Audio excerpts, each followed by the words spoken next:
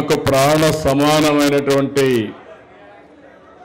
Anakapalli Telugu Desam party కుటుంబ సభ్యులందరికీ పేరు పేరున నమస్కారాలు, అభినందనలు, శుభాభినందనలు.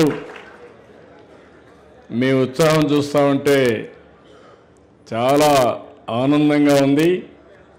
నేను ఎప్పుడు చెప్తాను, తెలుగుదేశం పార్టీ అనేది మామూలు వ్యవస్థ కాదు. ఎవడైనా మనతో పెట్టుకుంటే వాడు ఫినిష్ అయిపోతాడు తప్ప అంత ఈజీగా మనం వదిలిపెట్టాం.